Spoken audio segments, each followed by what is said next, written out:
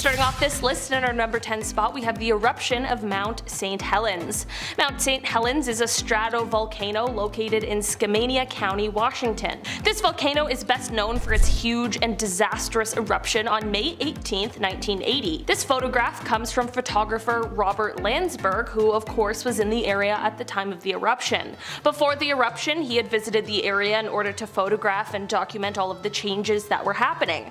On May 18th, he was within a few miles of the volcano when it erupted. Since he unfortunately was located so close to the explosion, he knew he would be unable to escape this disaster, so instead of focusing on the impossible, he focused on taking as many pictures as possible. Robert was obviously incredibly brave and dedicated, but also very smart. After snapping as many photos as he could, including this one, he then secured his camera in his backpack and covered his backpack with his body. He knew he was unlikely to survive, but wanted to make sure that these photos did.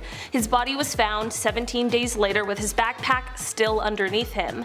His film was of course developed and has provided geologists with some really valuable insights with his close documentation of the eruption. In our number 9 spot today, we have the core. This photo shows a physicist named Harold Agnew, and while this looks like a relatively normal, non-threatening photo, what he has in his hand is truly devastating. Harold is holding the nuclear core of what was nicknamed the Fat Man atomic bomb. This means that Harold is holding the nuclear core of the atomic bomb that was later dropped on Nagasaki in 1945. The immediate blast of course took many lives, but so did the long-term effects of the bomb, like radiation illness and that sort of thing. It's crazy to look at a photo like this because it seems just so perfectly normal when he literally has a life-changing, world-ending device in the palm of his hand. Also, I don't think I could ever hold something like that. Not only would I just not want to, but I would just be so afraid that something was gonna go wrong. In our number 8 spot today, we have the Challenger crew. This is a photo that was taken of the clearly very excited Challenger crew as they walked down the ramp ready to head off on their mission. The crew even included 37-year-old Krista McAuliffe, who was a high school social studies teacher. She had won a spot on this mission through a program with NASA called the Teacher in Space program, and she had trained diligently for months in order to be the first non-military person in space. On January 28, 1986, the Challenger mission proved to be fatal just 73 seconds after liftoff. 2 rubber O-rings failed because of the cold temperatures of the morning, and on live television, the world watched as the spacecraft broke apart and plunged into the ocean, sadly taking the lives of everyone on board. It is an absolutely tragic event made even more chilling by this final photo. In our number 7 spot today, we have the plague. This photo comes from the 19th century, from the third plague pandemic. This was the first time that the plague had spread to all 5 continents. While we now know something about what that might have been like,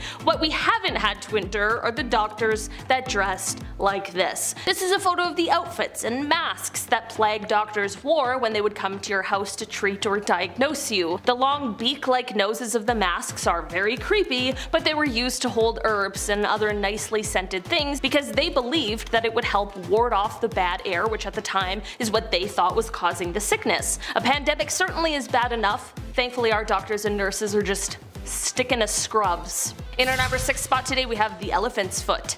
This photo looks like it's just a big lump of nothing, but it's called an elephant's foot. Don't worry, at first I was a little worried too, but it has nothing to do with elephants and is only named that because of its appearance. This lump was actually created from the Chernobyl nuclear meltdown, and it is just a mass of corium and other materials that were in the core of the reactor. This elephant's foot was located in the steam distribution corridor, which is under what's left of the reactor.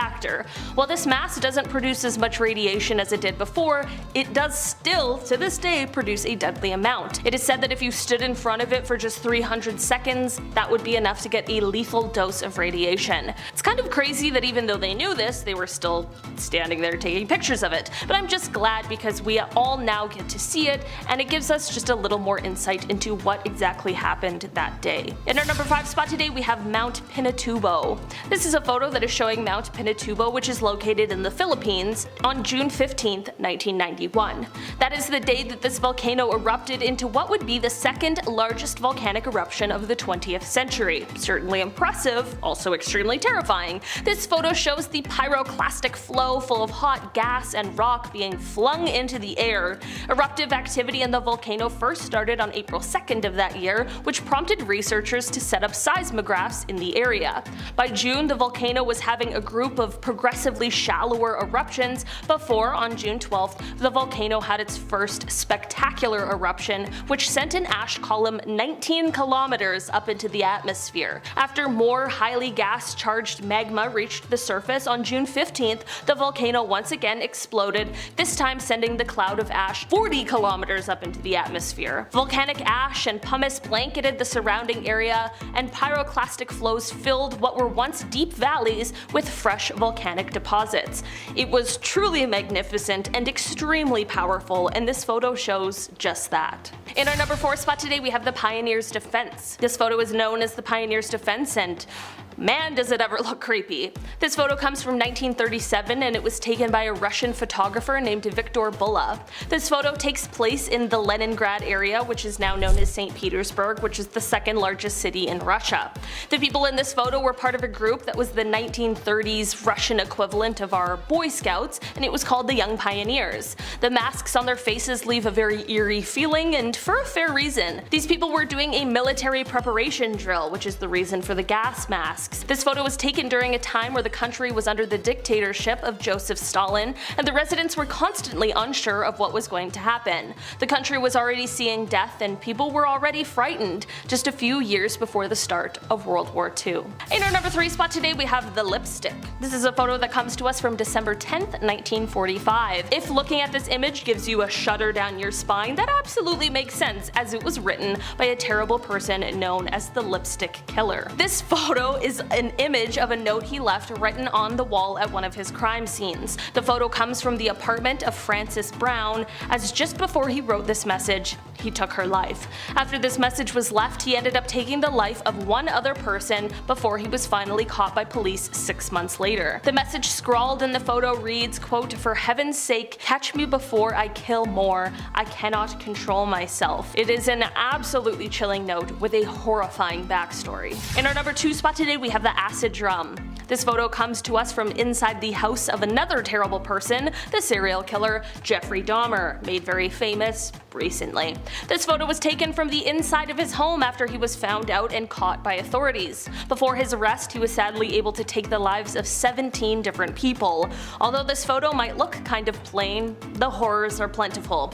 This shot shows a drum full of acid that was located inside of his home. Probably don't really need to tell you what it was used for. I can't imagine the horrors investigators saw when they entered his home, and even previous to that as they investigated his crimes. Thankfully, Jeffrey was caught, and in 1992 he was sentenced to life in prison, but just 2 years later he was killed by a fellow prison inmate. In our number 1 spot today, we have the Dyatlov Pass incident. If you have never heard of the Dyatlov Pass incident, you better buckle in because it is so terrifying. This photo was taken in February of 1959 as 9 young Soviet hikers sent out to trek through the Ural Mountains. They had set up a camp, and sometime during the night, something happened that made them cut their way out of the tent and all flee the site.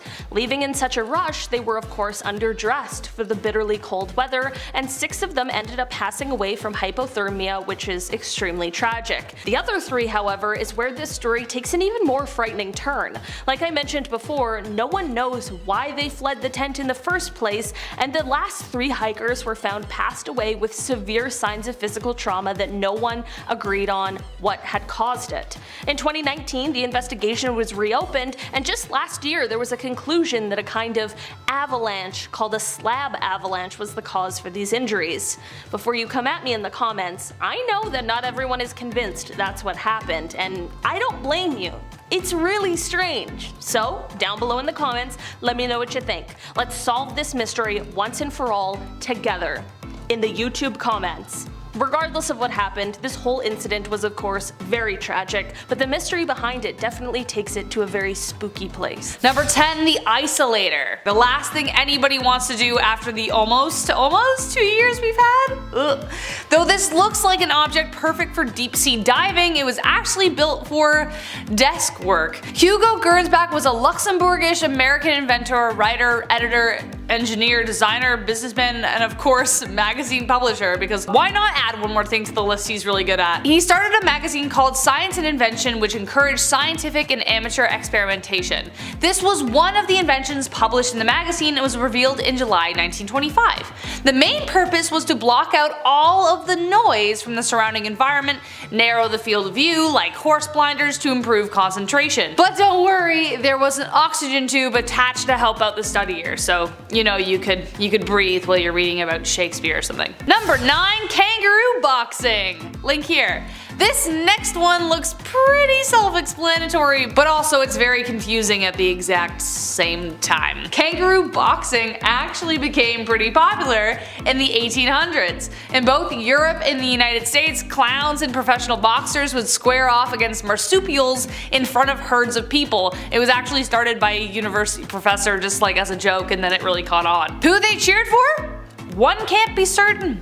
The man in the above photograph was sparring against a kangaroo in Germany in 1924.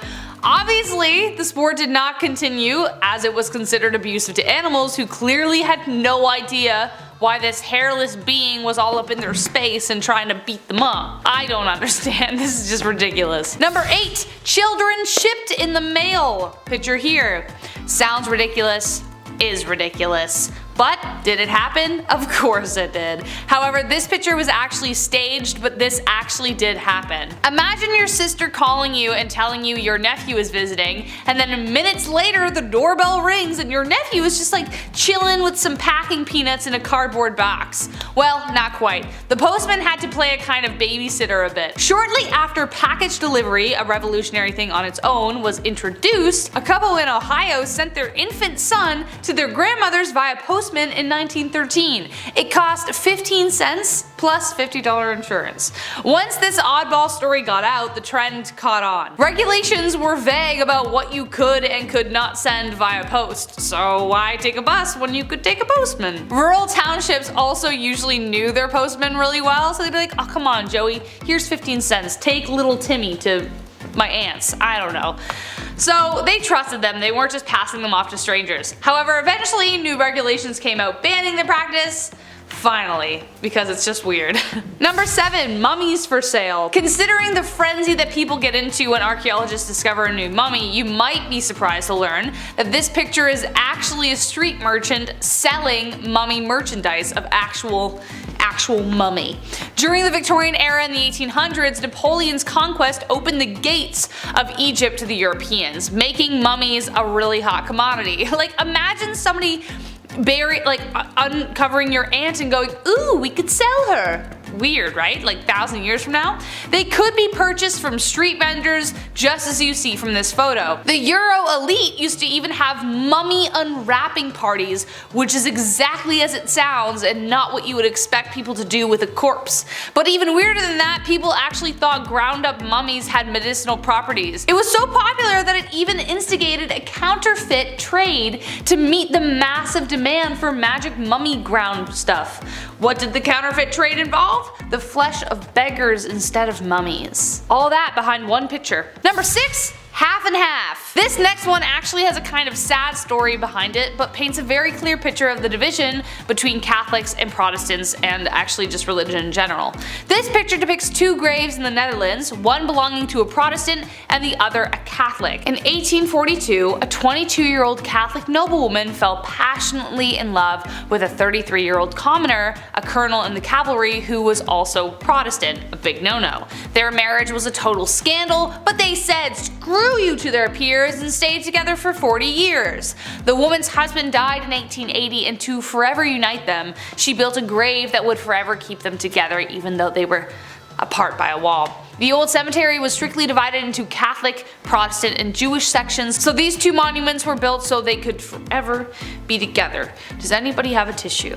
Number 5. Leo the Lion! Believe it or not, you've seen this lion before. In fact, you've probably seen him many times while watching your favorite films as a kid and even now. The lion in the photo is the one, the only, Leo the Lion, the majestic beast who roars the MGM logo, like the old one. Leo the Lion was the regular star of MGM since it was founded in 1924. The first MGM lion was called Slats, not Leo, and he actually didn't roar, he was just kind of like looking around. It was more like a gif. But Leo is actually the most familiar roar, like everybody knows what he sounds like.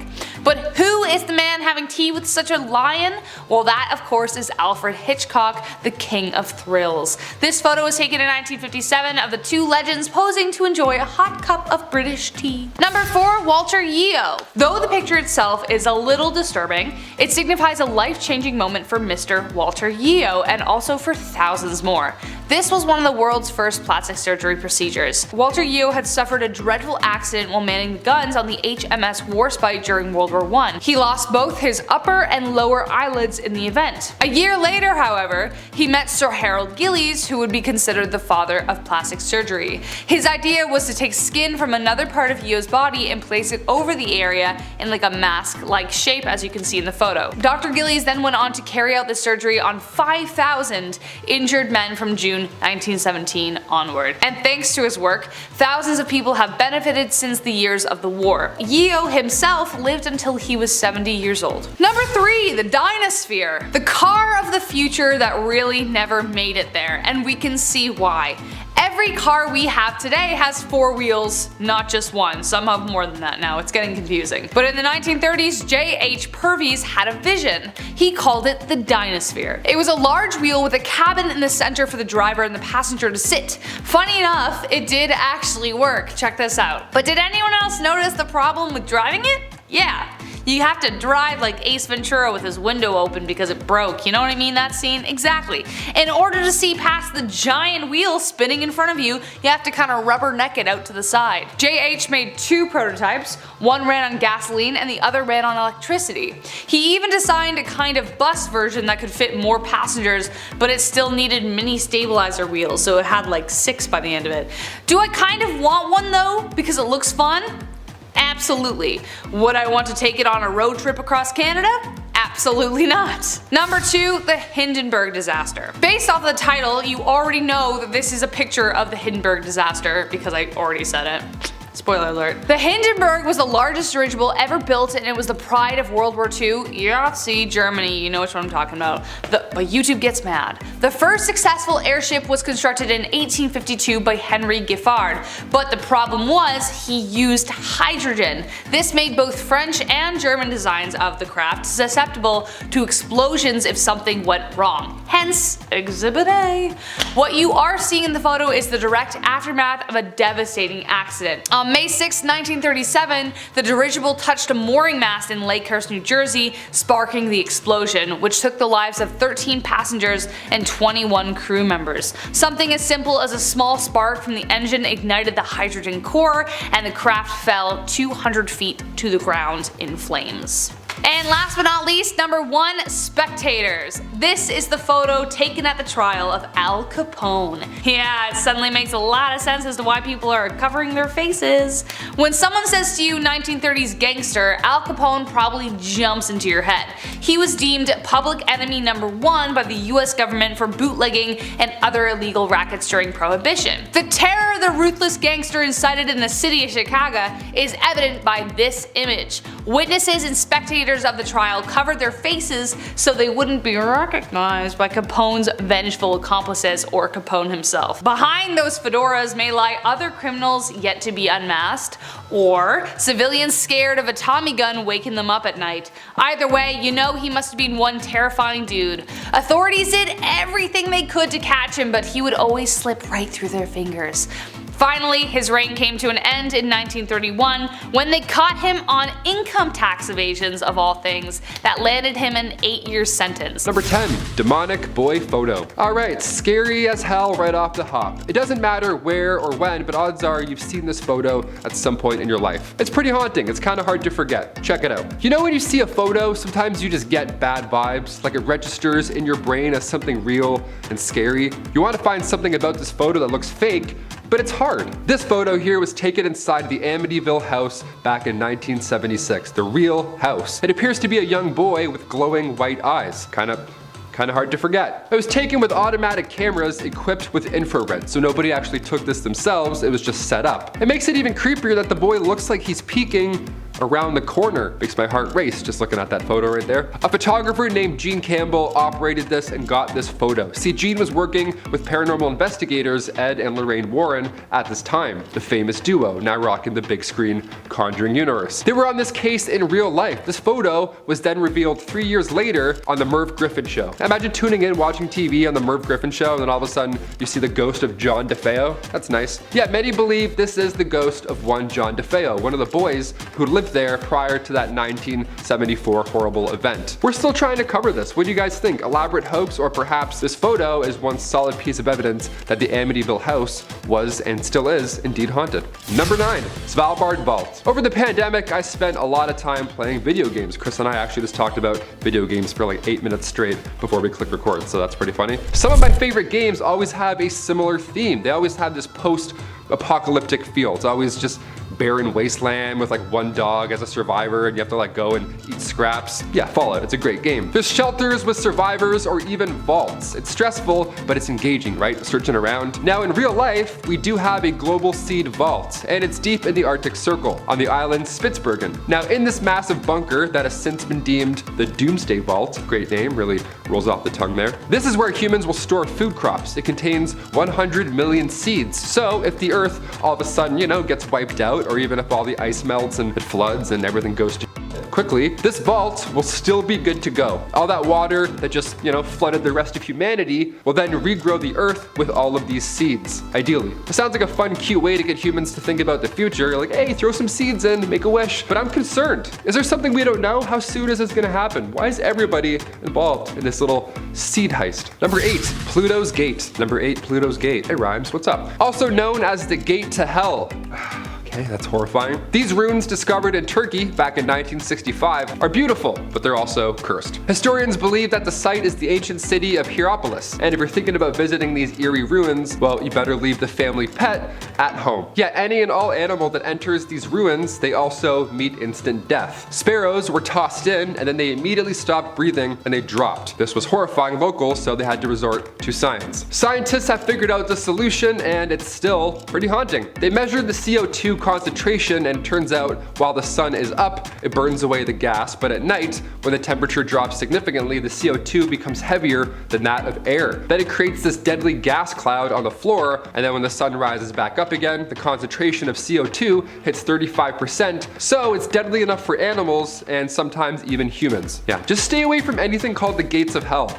How about that? That's pretty sound advice just to play it safe. Number 7, The Lady of Raynham Hall. This one's a classic. If my grandma was still alive, she would have loved this one. If you haven't seen this photo, it's gonna live rent-free in your head from here on out. This spirit is said to haunt Raynham Hall in Norfolk, England. Nice. My old home. Not Norfolk, but I have English family. What's up? This tale kicked off back in 1936 after a photo went around through Country Life magazine. I guess that's its way of going viral back then, right? This photo shows a spirit, apparently, wearing a brown gown, hence where her name comes from, the Brown Lady of Raynham Hall. Just casually floating down a staircase. That's lovely. Imagine seeing this in real life. I'm sweating doing this list. Legend has it that the ghost is that of Dorothy Townshend. She was the sister of Robert Walpole, the first Prime Minister of Britain back in 1676. Some reports say the image is a result of long exposure, just gone awry, but either way, I don't like looking at this photo, so let's move on. Great. Number 6, the Gates of Guinea. Another bad portal to another bad place. The souls of the dead have to go somewhere, and depending on your beliefs, that somewhere could either be beautiful, it could be peaceful,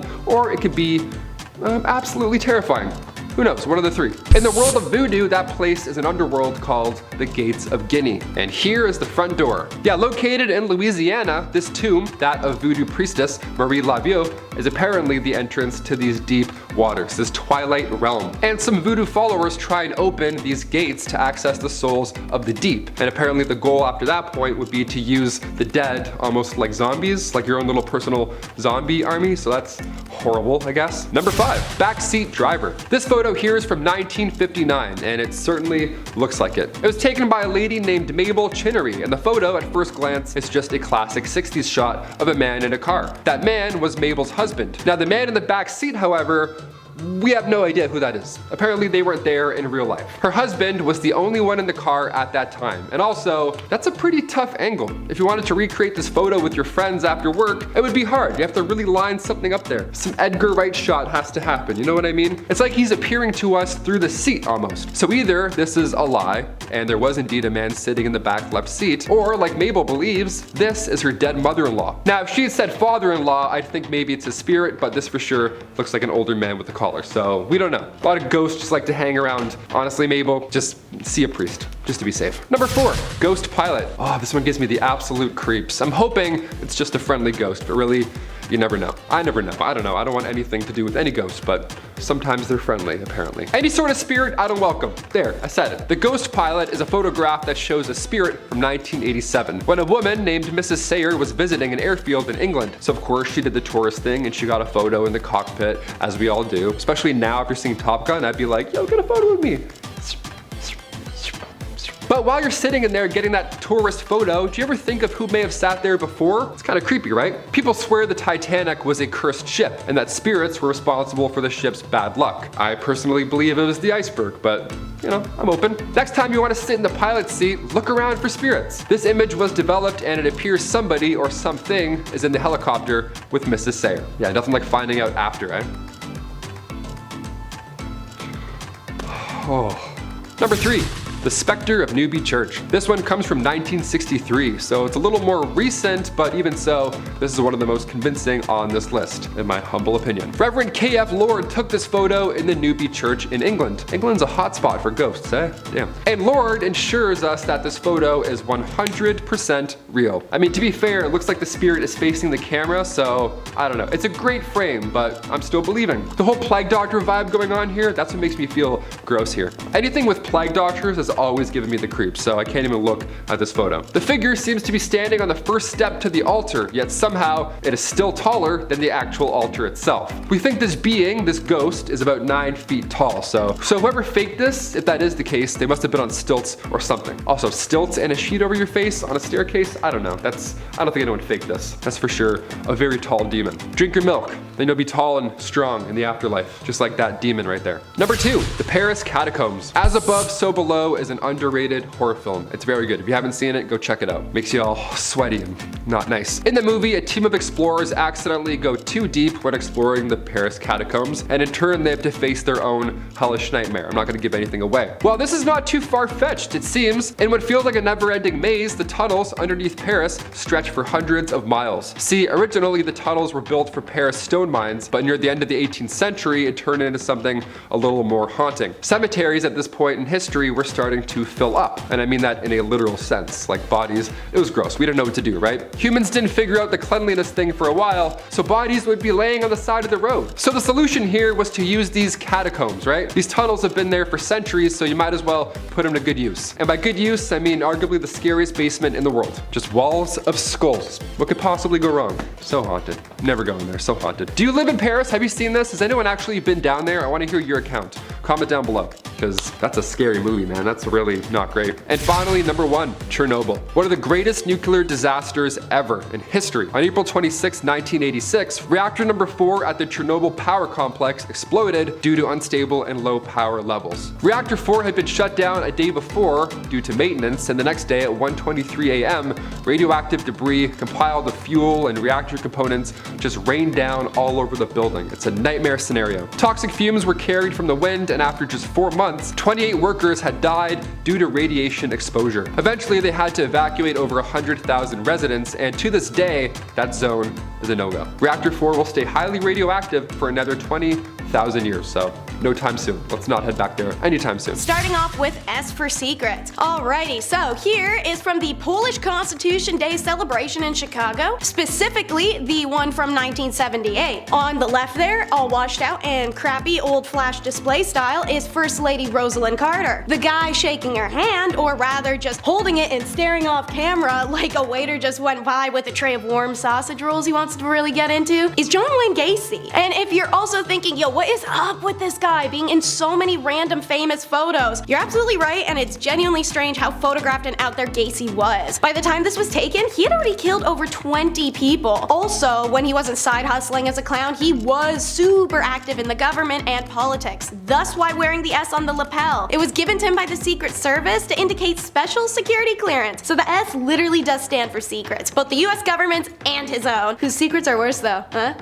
Anyways, at the bottom of the handshake photo, you can see the handwritten address to John Gacy, best wishes, Rosalind Carter. I've heard beauty is pain, but I haven't heard beauty is the next Saw movie? Check out the Beauty Calibrator. Seeing pictures, you may think it's some sort of Middle Ages torture machine, or as said, literally one of those Saw movie head devices. But surprisingly not, it's another way to point out women's insecurities and find the smallest things possible to make them feel bad over. Meet the Max Factor Beauty Calibration Machine. It is the only one in existence, thank God, and in 1932 the makeup legend Max Factor came up with this ingenious invention combining phrenology, cosmetics, and insecurity gaslighting with pseudoscience analysis of a woman's physical flaws. Max Factor's Beauty Calibrator enabled Hollywood makeup artists to pinpoint where facial corrections needed to be made down to a literal fraction. The machine, also known in the trades as the Beauty Micrometer, revealed that a natural perfect face was a myth. Every single woman was imperfect and needed correction, and this machine could find it by taking precise measures. It would mark spots that needed to be fixed, and then the artist, once the helmet was removed, could correct all the new insecurities with makeup that you didn't have before you put the stupid thing on. Next up is a photo that's all dramatic flair, the death card. Masseria represented an outdated mindset in the mafia world, one that could no longer be reasoned with diplomatically. The same is true of his rival Maranzano. The ongoing tit-for-tat killing between the two genuinely wreaked havoc on not only the streets but in the mafia hierarchy itself. Those resistant to change generally don't last long, and meetings of the mafia elite tried to bring around at the end of bloodshed, but Maranzano especially consistently manipulated matters to his own advantage. In order to facilitate underworld peace, the consensus turned from diplomacy to the inevitable. One of these guys had to go. The final straw, according to the account of Nicola Gentile, was when the police informants called Masseria and said knock off the violence. Having an idealism for peace, he actually responded by disarming his men, and they were all pissed. Joe the Boss, Masseria, his bodyguards, and Lucky Luciano all met at a seafood restaurant at 3 p.m. on April 15th of 1931. Luciano excuses himself from the card game while that they're playing to visit the bathroom. This is the signal for the hitmen. The bangs could be heard from around the block apparently, as Joe was hit from behind 4 times in the back and 1 in the head. And it's born, the infamous Ace of Spades shot. It added to the cult status of this hit, but many expect that the Ace of Spades card was placed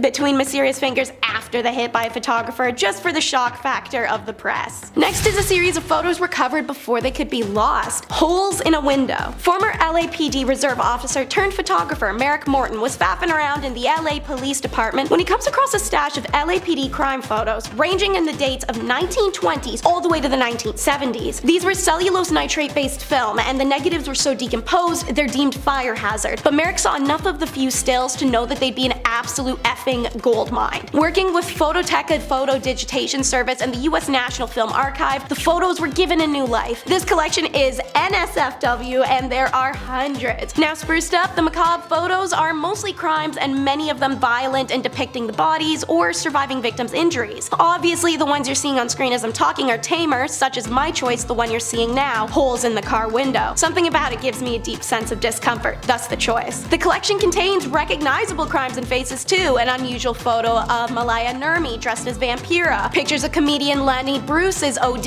in March of 1966, and images of the Manson family arriving at their arrangement in 1970. Every photo is scary, and every single has a disturbing backstory. Some captions are provided by author James Elroy in his book LAPD 53. You can win, but sometimes you still lose in the end. It's the devastated Disneys. Meet Howard Ashman and Alan Menken. There are some everyday photos of these two in their prime. Who were they? In case you couldn't tell by all the Disney crap in the background of said photos, they played somewhat of a big role role. You know, writing the lyrics and music for Oliver and Company, The Little Mermaid, Aladdin, and Beauty and the Beast, as well as a few others. Also, not to mention creating the Little Shop of Horrors, which got them hired by Disney in the first place. And in this photo you see now, they had just won the Oscars for The Little Mermaid. Hooray! But why does Ashman look so unhappy? This was his life's accomplishments. It's because that night Ashman told Mencken they needed to have a serious talk when they got back to New York, and when they get back a few days later, Ashman admits that he has HIV that's quickly progressed and he's going to die soon, and fast. They had been songwriting partners for over a decade and were in the middle of working on Beauty and the Beast, and despite the illness, Ashman completed the lyrical work and the initial work on Aladdin. On the morning of March 14, 1991, he does die from heart failure caused by his condition. At the time of his death, he only weighed 80 pounds, he'd lost his sight and could barely speak, and a voice that spoke so eloquently through song was lost forever. Before he passed, however, Disney Productions scrambled to finish the film so he could see a screening of it. The film earned Ashman and Mencken 3 1991 Academy Award nominations for Best Song,